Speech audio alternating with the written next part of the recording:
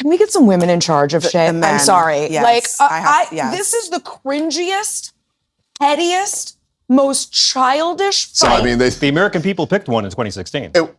Well, and I'm just saying that there were a lot of, for different reasons, a lot of reasons we don't have women elected president. Believe that, and I think if there were really bad things about Donald Trump, we would already know about it. This is the most thoroughly vetted American in political history. And so I guess I just don't. Are you freaking heck kidding me right Being now? a Nazi? Yeah. A lunatic? Yeah. A drug addict? Yeah. Killing children with cancer with his job cuts? Yes. Alrighty. Hey, how's it going? My name's Jasmine. My friends call me Jizzy Creams. And welcome to my Abby Phillip series. And today, inevitably, we're going to be talking about, Musk's drug use and Trump and all that whole thing, basically. And let's just start. A little over a half an hour ago posted that he will apologize profusely as soon as there is a dump of the Epstein files, apologizing to Donald Trump. So not exactly backing off some of the most salacious accusations here, but I don't know, Essie, let's start with the Trump of it all. I mean, he really is trying to not turn up the volume all the way up. Why do you think that is? First, can I just say, and I don't usually talk like this because I'm not persuaded by identity politics, but can we get some women in charge of shit? I'm sorry. Yes, This is the cringiest, pettiest, most childish fight for all of the concerns that we're too emotional. I am so embarrassed for men in this moment. I think that just needs to be said. But yeah, the Trump of it all is really interesting. Trump doesn't need Elon's money per se, but Republicans do. I'm not sure why Trump is kind of being a little bit restrained. I don't think I would call him restrained yesterday. I think they all went to DEFCON 5 pretty quick. And this idea of like mutually assured destruction, it's a really good concept when you have two powerful actors. They agree, if we attack each other, we're both going down. That usually works unless you have two people with like no impulse control.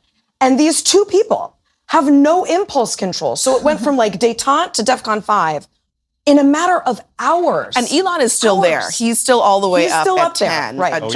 John is with us at the table. I mean, Elon. Sorry, men, but like, get it together. No, I'm with you. Believe me, I can't wait for the women to take over. I wish they would. I mean, Elon is.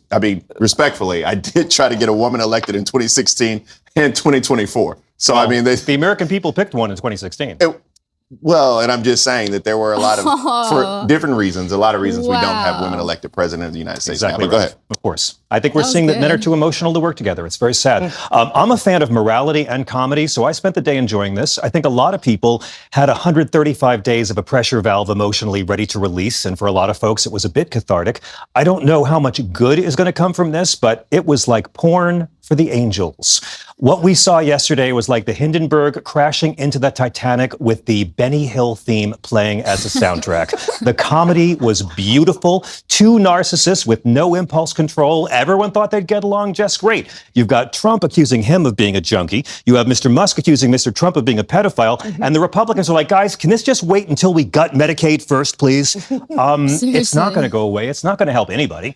And I think Trump is confident because he's already won. He knows the Republican Party will stay with him and not go with Musk. And I don't think he wants to add too much more sunlight to these accusations by responding. I just feel like at this point, they're just trying to keep Elon from burning the whole house down. Yeah. And he could. Yeah. You know, whether rhetorically or whatever. I mean, he controls a major platform of disseminating information and sort of influencing how people feel about things. But he's already made his feelings known about. I don't think that's quite it, though. I don't think they're too worried about the influence he has with Twitter and all that.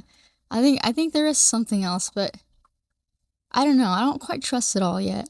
About this legislation. I mean, he's already. But now it's not just the legislation; it's also Trump, and it's Trump and Republicans and all of that. You think one more person making salacious accusations against Donald Trump is going to change?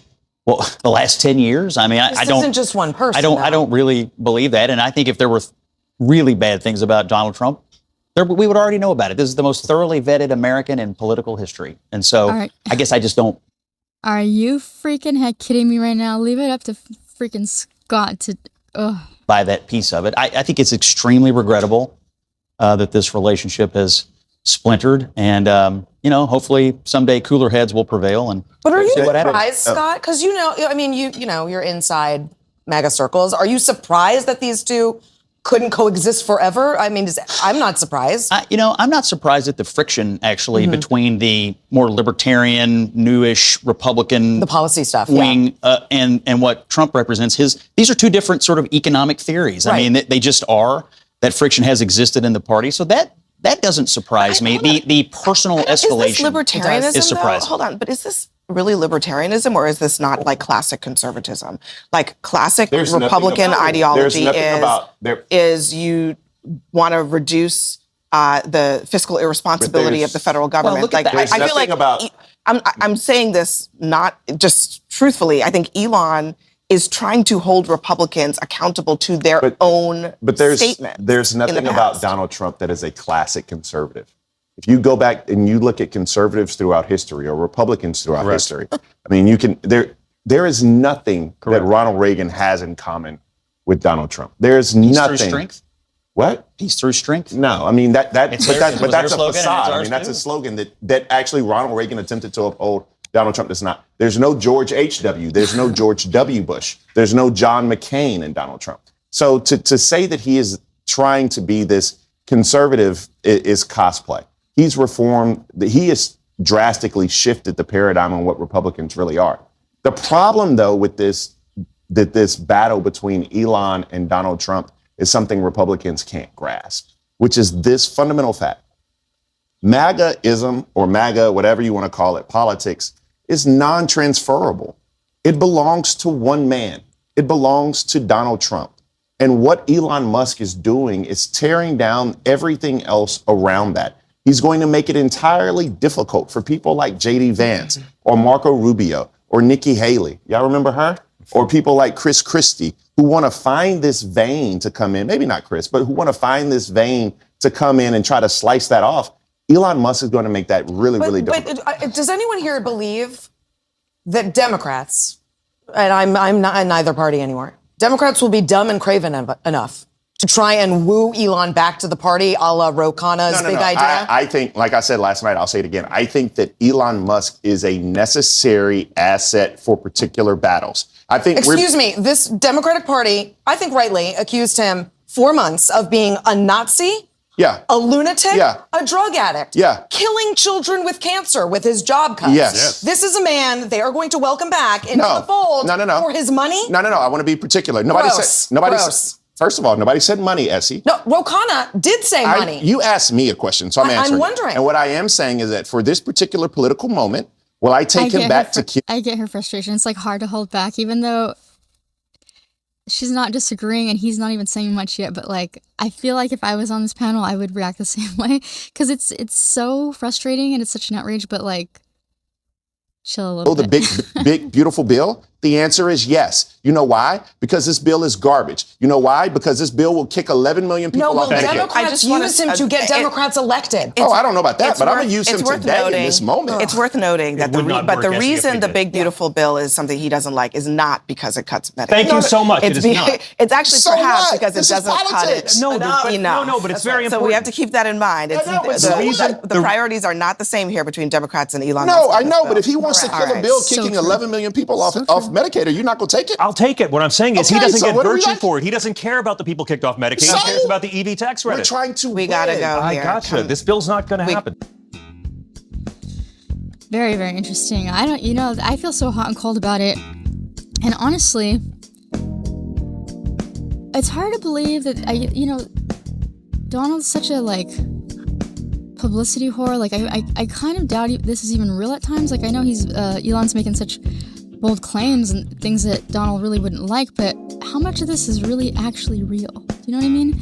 Because when you watch those Project 2025 training videos, they talk a lot about having distractions and constantly, every day has to be a new distraction so they don't see what we're really doing. And so I'm wondering if they're doing something pretty big and this is just a distraction and this is all an act, or if I wouldn't be surprised either way if this was legit or if it was just all an act. But either way, it doesn't even really matter because it's just stupid anyways. And we all knew that this was going to happen, that they were going to butt heads eventually and turn on each other eventually. I guess I'm just waiting to see how deep it'll go. Because, you know, it's just... But to me, in my personal opinion, it doesn't even matter. It doesn't even matter how deep it goes, what comes out of this. Because everything about it, everything about this whole era is just such bullshit that it's not even important. It's not even, none of this is important. What's important is what's happening behind the scenes, really. And, you know, the fact that this administration has not, at all, since day one, been qualified, have been able to answer questions. They've been the worst and not even hiding it, yet they're still carrying their jobs. They still hold their job titles. I think that's kind of like more important right now, because there's so much being destroyed that this feud really doesn't hold a flame to all the damage being done. To me, I don't even find it entertaining. It's like going through it is like a chore. It just feels so like, ugh. So dumb, because, you know, Elon's claiming things that's not even new. That's not even new. Okay, yeah, he's in the Epstein files. You know, I'm so sick of the Epstein files. Like, forget the Epstein files, okay? It's just so dumb. Like, okay, it's the truth. It's what does that even matter to us? It's so dumb. I can't stand Donald. But anyways, I hope you like this episode. I know it was a short one. Please like and subscribe, and I'm gonna have a more thorough one coming up soon. And yeah, I hope you're enjoying the series, and I'll see you next episode.